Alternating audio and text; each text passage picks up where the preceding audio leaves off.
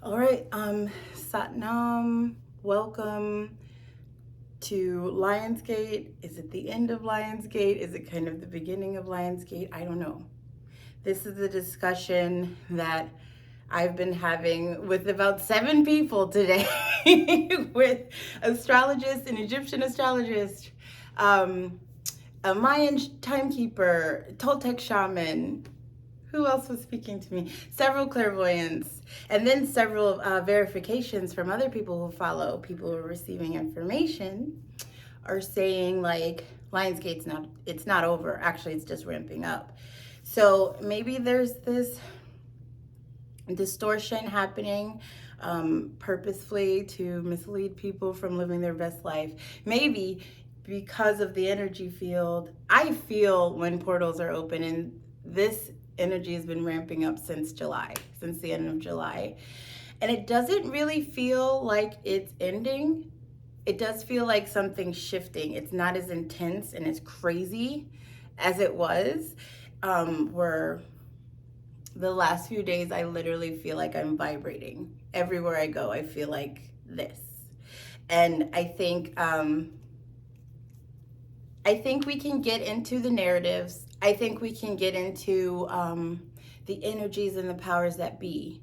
But if you are a sovereign being, which you are, and you're aware of yourself, which you should be, you're aware that you're creating your reality, so it's really whatever you want it to be. So if you want it to be these evil, nefarious beings that are distorting the timelines on purpose, it will be.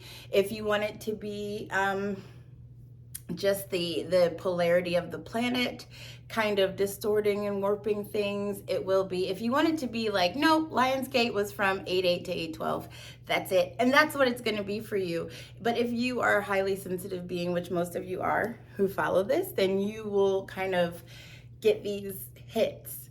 And that's what I was receiving a lot from my guides that were saying like, oh, so what's Lionsgate to you? Right? My guides are always teaching. So they're always like posing in questions instead of just telling me this. So they were like, so what is Lionsgate? And I was like, so Lionsgate to me is when the sun is in Leo and it hits the Sirius star system. So it's aligning with the Sirius star system, creating this vortex of energy because those alignments create connections. And then the energy from the sun, from Sirius, is hitting Mintanka, Al-Nilam, and Al-Nitak, the three kings of Orion's belt, or the three sisters, whatever you want to call it. So sun in Leo, boom, hitting Sirius, boom. So energy coming down. And then these three stars are receiving it, boom, boom, boom, and they're locked into the planetary grid through the pyramid system, or just through the planetary grid itself, because anytime there's a massive alignment, the energy connects and it creates this vortex.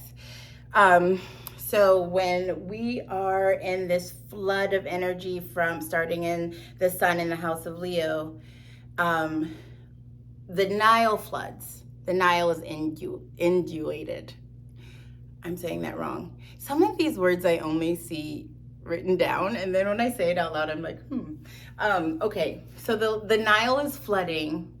This is a time in Egypt where the Kim, that word Kim, where we get alchemical or alchemy or chemistry. The Kim is, Egypt was called Kim. I don't know who decided to call it Egypt, but Egyptians called Egypt Kim. And the Kim means black. And it was talking about this rich soil that happens, that only comes from the Nile.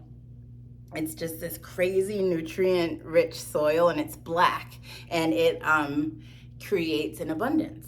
It creates an abundance of whatever you grow in it. And it was the material manifestation of what was happening energetically. So we still are awash in these portals, even if we're not agriculturally based people who are farming and like love this time because we can grow a lot of things and make a lot of money. It still happens energetically within us, and we're still so tied in to planetary movements. If you're a starseed, if you're a light worker, if you're a high vibrational being, you are sensitive to the movements of the planet, and alignments of like this just cause an energy flood. So the guides were like, okay, cool. did you see this? Did you see this alignment happening?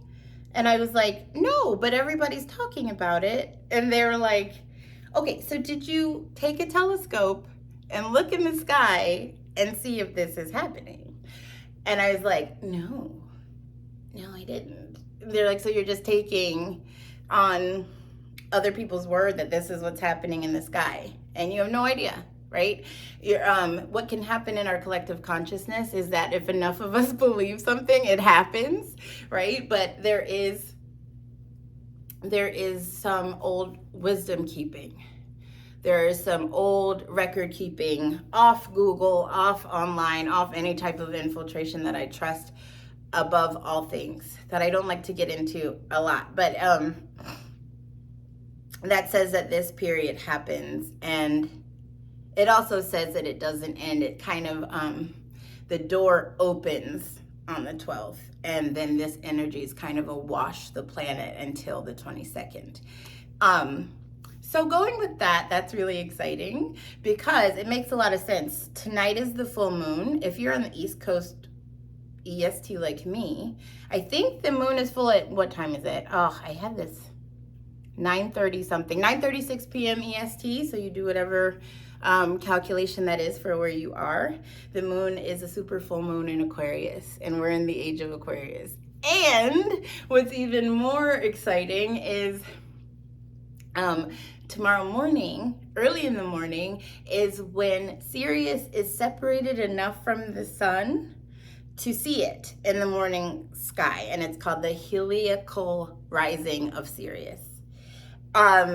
So being able, when we're aware of stars is really when their influence is most powerful upon us. Like when we didn't know there was anything like Uranus, right? We thought like the world ended, the galaxy ended at Saturn, and then we developed telescopes in the 1700s, and then we discovered Uranus, and then like 1776, when we discovered Uranus, this planet of revolutionary change, we had like all these revolutionary wars, you know, and like all of this kind of rebellion, shaking things up, all of the things that Uranus embodies. So my personal learning for myself is that when us as a collective, when we become aware that a star is there, or an asteroid or a planet, is really, we're allowed to work with that field. Our discovering it allows it to like really influence us. People are just starting to get hip to the influence of the asteroid belt on our planetary consciousness. And that's really cool, but I'm not gonna nerd out about that. So Sirius, right? Sirius star, whether or not you have a telescope and you saw it in the sky, and you saw the connection with the sun, and you saw the connection with Orion, and you saw the energy beam come down and hit the pyramids, and it flood through the pyramid grid, whether or not that happened, you can just trust that this energy field is happening in our planet. And I would like to share with you a practice today, because this is what we do. We're light workers. We're aware, we're sensitive, we're highly sensitive beings. We're aware that this is happening, so we can utilize it instead of it just happening to us, right? Instead of the game just happening, we're just being played by the game. We can start playing the game actively by like knowing this energy is on this planet. Let me harness it and make it work for me. Make it work for the collective, make it work for my mission, whatever you want to do. So, okay. I don't know. I'm just really excited. Okay. So Sirius. I have notes to keep me on track. Okay. So like, say you are from a place where there's no such thing as air conditioning, and then you come to a place where there is air conditioning, and you walk into this building and there's air blasting in the room, and you feel it, but you have no awareness of what's causing it, right? So you're just cold. You're just cold and you don't know, you can like find a blanket maybe, or you can shiver, or you could be like miserable and uncomfortable, but you don't know like why this is happening. You just feel like this is like a really uncomfortable place to be. This is a weird metaphor that I'm painting for the energies that happen during these celestial arrangements. So like if Charlie's screaming. So if I feel cold and I don't know what's causing the cold, right? I'm just uncomfortable. I don't really know. I'm just hoping it would pass. I hope somebody comes through that can change it and help me. But if I do have the awareness of the existence of air conditioning, and I know when I walk in, I know this is what's happening. And I know all I have to do is like go to this little box on the wall and like beep, beep, beep, beep, and I can feel better, right? So that's kind of this weird metaphor for what's happening now. We're in the wash of air conditioning. We're in the flood of this energy just coming in, and it can make us like ascend and be uncomfortable and grow like everything Aquarius wants you to do. And it can make things turn upside down with all the Uranus conjunctions and Taurus, or it could just make you just feel like I'm just making a lot of money this month, or whatever it is. If you have the awareness, this is Lionsgate. This is the flooding of the Nile. This is the abundance energy that happens. This is coming from Sirius. This is coming from the sun. This is coming from Leo. I know what I can do to kind of utilize this. I know where the AC box is. I know where the thermostat is, so I can go boop, boop, boop, boop, and become more comfortable, direct it to wherever I want to direct it. The biggest message I'm getting from guides lately is the releasing. And I know we're sick of hearing you have to release, you can't ascend until you release. There's no fear and there's no shame and there's no negativity that happens in the higher dimensions. You can't take that stuff with you, so that's why all this intense purging happens, right? And it feels like we're still adhering that to our way of thinking, which is like, this is a process that I'm going through and it'll be over. Right? Once I ascend, then I can stop the purging and I can stop the constant growth. It doesn't end. Like your guides, if you are a starseed, you have to get this message first and then like spread it to the muggles. So like you don't ever stop releasing. You have to get comfortable with not holding anything. This is how I think now. And it will change, right? It's not like, I have grasped and expanded this to this new consciousness, this new awareness of how the planet works. And if anything new comes in, then no. Like you have to be the observer. Observe and don't absorb. So if it resonates, take it in. If it doesn't resonate, then let it go. But also know that the things that resonate with you now, the things that are you now, that make you, what you believe, what you love, will change. It has to. So getting used to that fact of like, I am a multidimensional, ever expanding, infinite being who embodies all things. Okay, I'm not one way or the other. That's what like true neutrality is. So like, I hear a lot of people in the emails, I see a lot of people on the social medias like, I'm releasing, I'm purging, like when does it end? It doesn't end. That's the way we just get like open, become an open channel, become a clear channel of light, and just let this journey come through and pass, and come through and pass. And we don't grasp on anything, and we don't run from anything, right? That's what, that's one of like the foundations of Buddhism, is like attachment is the source of suffering. Everything that you hate now is from some sort of attachment. Everything that drives you crazy is from some sort of clinging to or running from something. And so just being like, it's happening. Okay, this is great. What's next? Or not even what's next, because that's where you can get into the anxiety, worrying about the future, being like super present. So, okay, so getting to the meditation, this is what we're gonna do. This is the meditation for timeline jumping. If you wanna jump to your highest possible timeline, You do this meditation. I've been doing it for the past 2 years.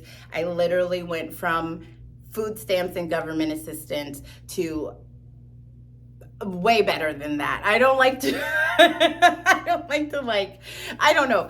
I don't like to sometimes I feel like if there's a difference between being proud of yourself and being arrogant, but I don't ever think that you need to like broadcast your financial situation to people. It's okay.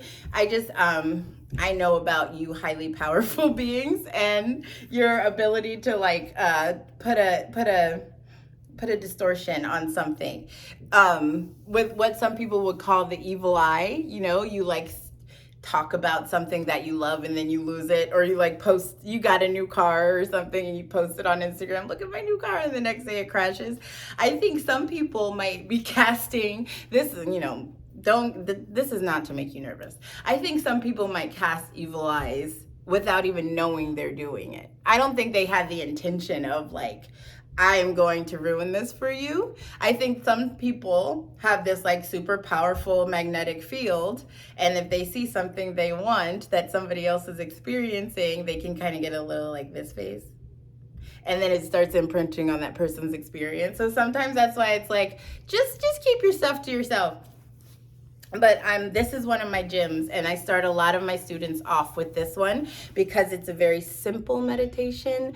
It's a very powerful meditation. It aligns you with the field of Guru Ram Dass, who's behind me. I shouldn't be sitting in front of you. So sorry.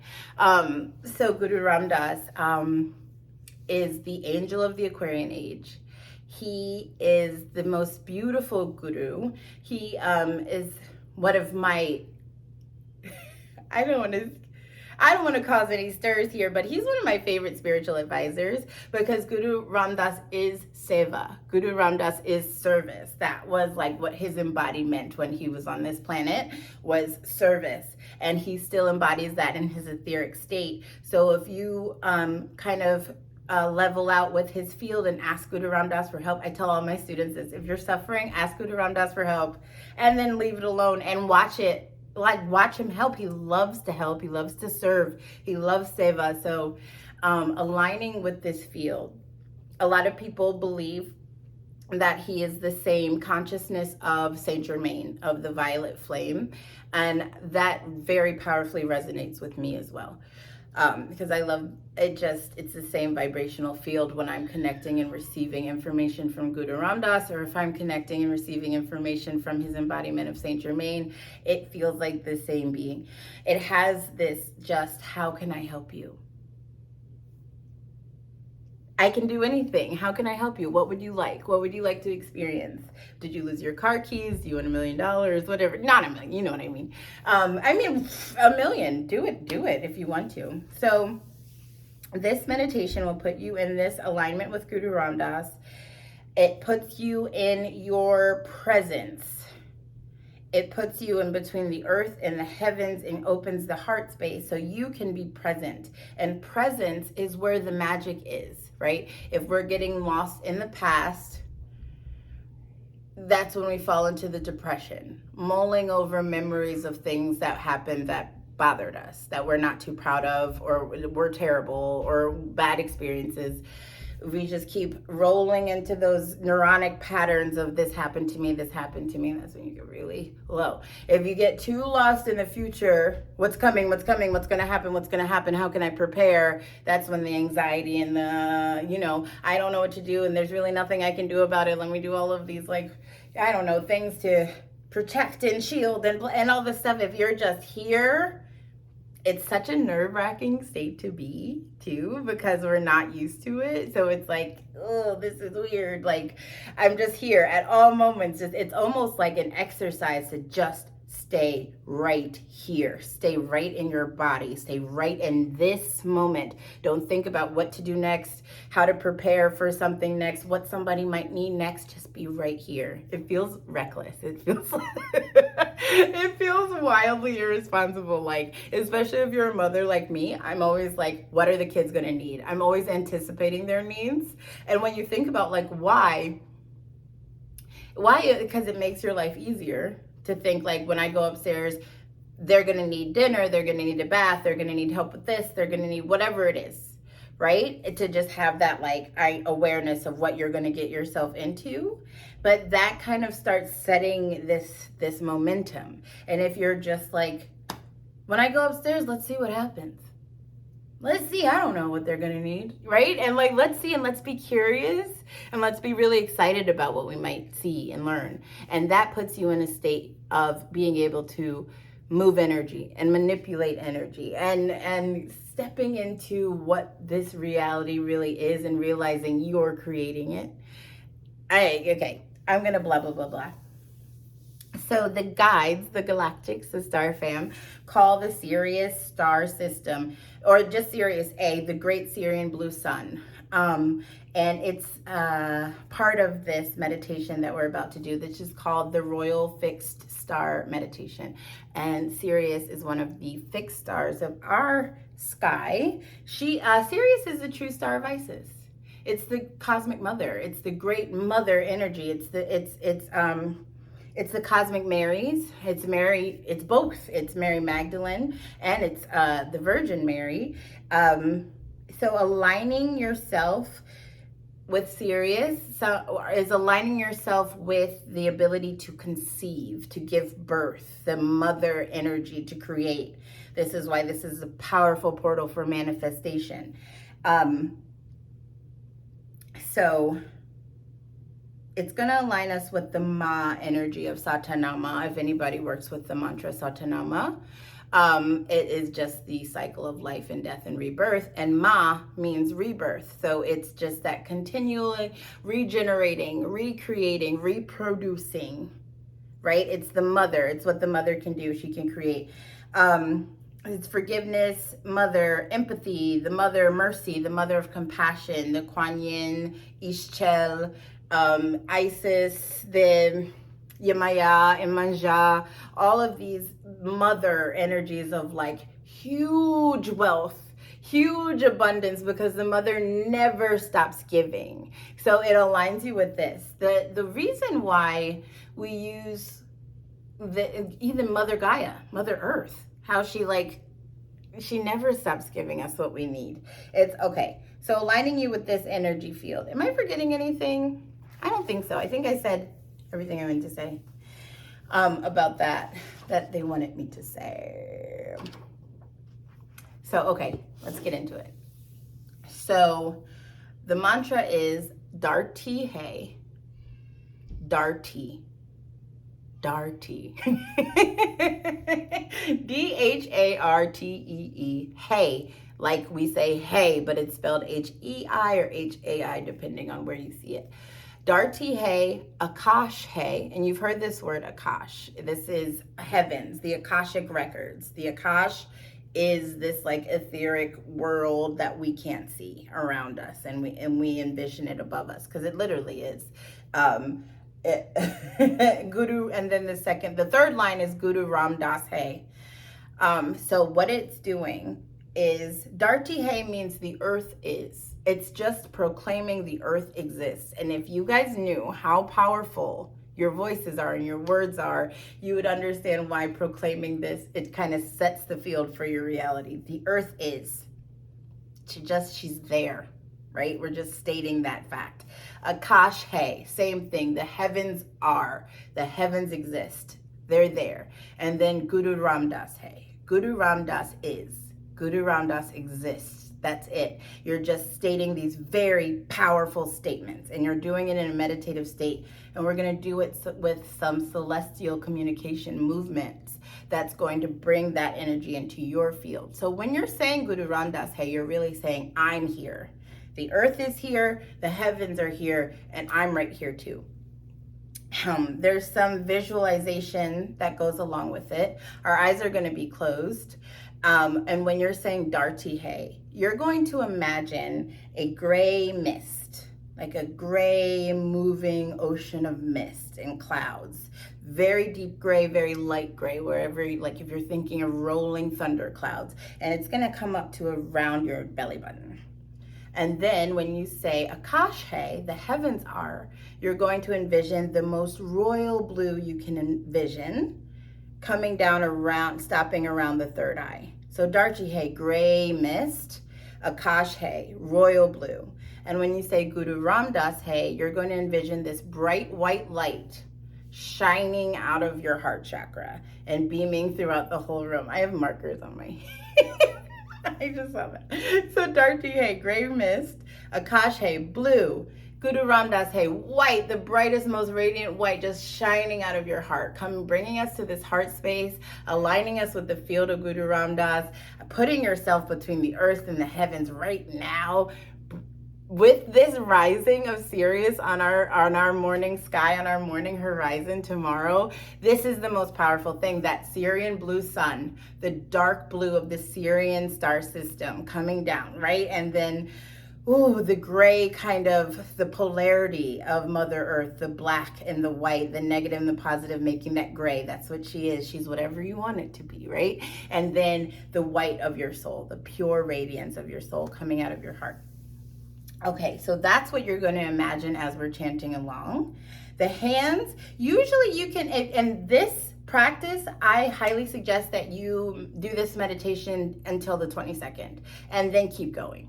Full 40 days if you want like the amazing effect. I've been doing it for 2 years. I don't plan on stopping. It's the most beautiful thing of my day. If everything else can go crazy and I do like this 11-minute reconfiguration of where I'm at in the heavens, right? And like remind myself of my light, and then I like the rest of the night is great. It's very powerful exercise to do at sunset. At sunset, the way the rays of the sun are hitting the earth, and the sunset will change depending on where you are in the earth. So these portals open at different times for you. Wherever you are in the earth, Google, when does the sun set? It changes a minute. Each day it's different, either a minute more or a minute less. And I used to be kind of crazy about I have to do it at sunset. It can be a little bit after sunset. You have about an hour window. So when the sun's rays are hitting the earth at this sunset time, a portal opens of energy in your subconscious, and you can get a lot done meditatively. So that's why utilizing this practice at sunset, you're going to fly to your highest timeline. It's not even a matter of like jump, jump, jump. It's just like, right? So jumping to that parallel of you, that parallel timeline of you that's having the most high vibrational time, that's what this aligns you with. Locking that into the field for at least 40 days is great. Keep going. Never stop. Just do all the meditations all day like I do. Okay, so when we're going to say Darchi He, you can't see my hands on the camera. I'm so sorry. Uh-oh. Running out of battery. Okay, so my hands are here. My hands are literally like this, like thumbs at the side of my hands, and they're touching the earth. So Darchi He, my hands are here. I'm seeing the gray mist coming around my belly button, covering the whole room around me. Akash He, my hands are here. Still same hands, thumbs by the sides. You can't see me, I'm so sorry. Akash He, they're up here like 45-degree angle. That 9, we want that number of completion. The 90 is really what's going on with this full moon fish hook. The 90, the embodiment of Osiris and Isis coming together, the perfect melding of the sacred feminine and the sacred masculine. Anyway, so 45-degree angle is really what we like for getting these energies to come into the field. So Darchi He, gray mist, Akash He, blue, coming down around the third eye. And when we say Guru Ramdas He, we take the hands right to the heart and the light beaming out of the heart center. So we're going to tune in and then we're going to jump into it because I'm running out of battery. I would have charged, so I would have been prepared, but I like to do these in one take so they're organic, and if I go charge, I'll never do it. And my guides were like, get this to them now. The sun's about to set for me around 8:30, so I'll end up doing it again after this. So let's tune in and then let's go. So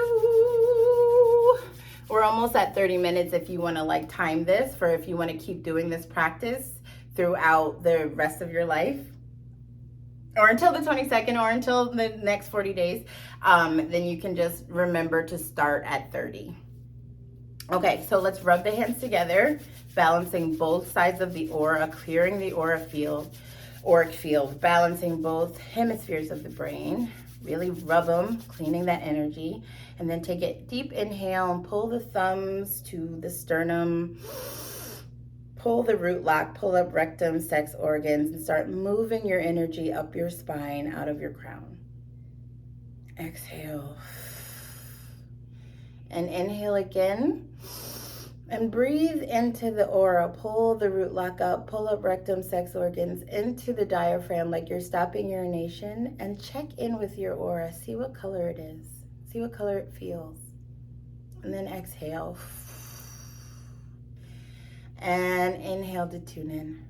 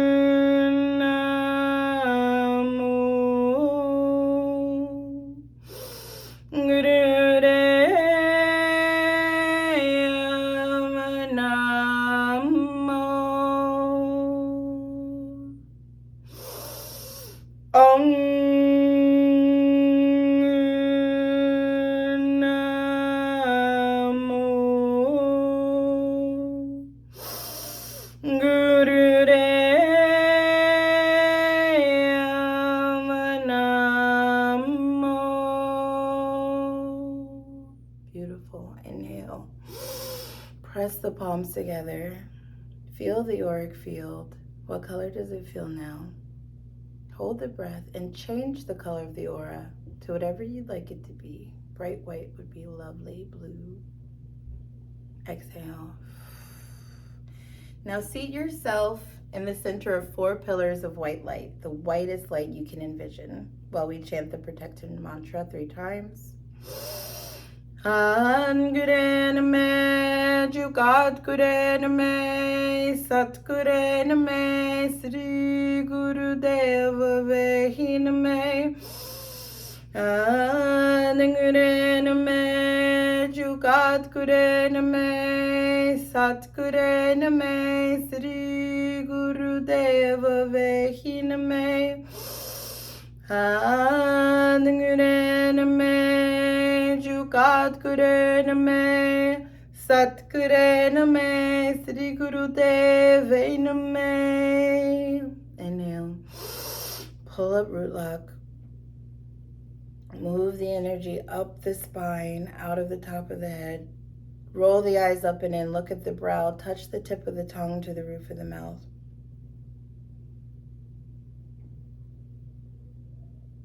And exhale and relax. Okay. All right, so we're going to go. Darti Hey Gray, Akash Hey Blue, Guru Ram Das Hey White. It's simple. I just want to make sure we're going good. Akash Hey, Guru Ram Das Hey. Darti Hey, Akash Hey, Guru Ram Das Hai.